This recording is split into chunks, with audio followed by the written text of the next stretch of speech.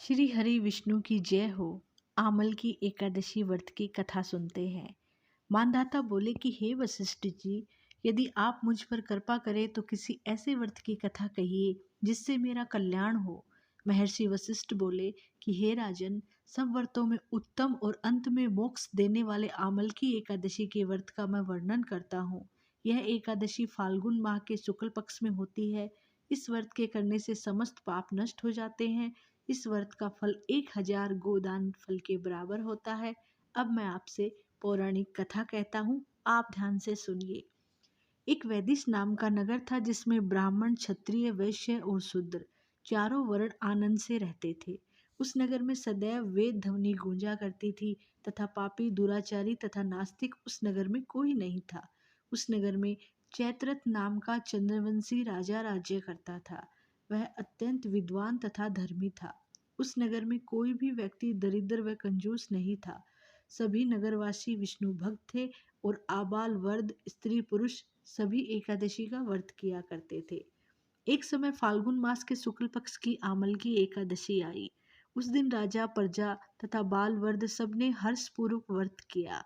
राजा अपनी प्रजा के साथ मंदिर में जाकर पूर्ण कुंभ स्थापित करके धूप, दीप, नैवेद्य, पंचरत्न आदि से आंवले का पूजन करने लगे और इस प्रकार स्तुति करने लगे कि हे धात्री, तुम ब्रह्म स्वरूप हो, तुम ब्रह्मा जी द्वारा उत्पन्न हुए हो, समस्त पापों का नाश करने वाले हो, तुमको नमस्कार है। अब तुम मेरा अर्घ्य स्वीकार करो। तुम श्री रामचंद्र जी द्वारा सम्मानित हो। मैं आपकी प्रार्थना करता हूँ, अतः आप मेरे समस्त पापों का नाश करो। उस मंदिर में सबने रात्रि जागरण किया। रात के समय वहां एक बहेलिया आया जो अत्यंत पापी और दुराचारी था। वह अपने कुटुंब का पालन जीव हत्या करके किया करता था।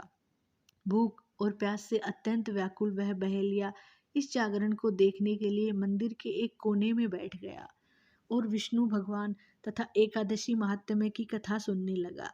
इस प्रकार अन्य मनुष्यों की भांति उसने भी सारी रात जागकर बिता दी। प्रातःकाल होते ही सब लोग अपने घर चले गए तो बहेलिया भी अपने घर चला गया। घर जाकर उसने भोजन किया। कुछ समय बीतने के बाद उस बहेलिये की मृत्यु हो गई। मगर उस आमल की एकादशी के व्रत तथा जागरण से उसने राजा विदुरथ के घर जन्म लिया और उसका नाम वशुरथ रखा गया। युवा होने पर वह चतुरंगिनी सेना सहित तथा धन धान्य से युक्त होकर 10,000 गांवों का पालन करने लगा। वह तेज में सूर्य के समान, कांति में चंद्रमा के समान, वीरता में भगवान विष्णु के समान और क्षमा में पृथ्वी के समान था। वह अत्यंत धार्मिक, सत्यवादी, कर्मवीर और विष्णु भक्त था। वह दान, प्रजा का समान भाव से पालन करता था। दान देना उसका नित्य कर्तव्य था। एक दिन राजा शिकार खेलने के लिए गया। दैव योग से वह मार्ग भूल गया और दिशा ज्ञान न रहने के कारण उसी वन में एक वृक्ष के नीचे सो गया। थोड़ी देर बाद पहाड़ी मलेच्छ वहां पर आ गए और राजा को अकेला देखकर मारो मारो शब्द करते हुए राजा की ओर दौड़े। मलेच्छ कहने लगे कि इसी दुष्ट राजा ने हमारे माता पिता, पुत्र पौत्र आदि सभी संबंधियों को मारा है तथा देश से निकाल दिया है, अतः इसको अवश्य मारना चाहिए। ऐसा कहकर वे मलेच्छ उस राजा को मारने के लिए दौड़े और अनेक प्रकार के अस्त्र शस्त्र उस पर फेंकने लगे। वे सब अस्त्र शस्त्र राजा के शरीर पर गिरते ही नष्ट हो जाते और उनका वार पुष्प के समान प्रतीत होता। अब उन मलेच्छों के अस्त्र शस्त्र उल्टा उन्हीं पर प्रहार करने लगे, जिससे वे मूर्छित होकर गिरने लगे। उसी समय राजा के शरीर से एक दिव्य स्त्री उत्पन्न हुई। वह स्त्री अत्यंत सुंदर होते हुए भी उसकी भ्रुकुटी टेढ़ी थी। उसकी आंखों से लाल लाल अग्नि निकल रही थी, जिससे वह दूसरे काल के समान प्रतीत हो रही थी।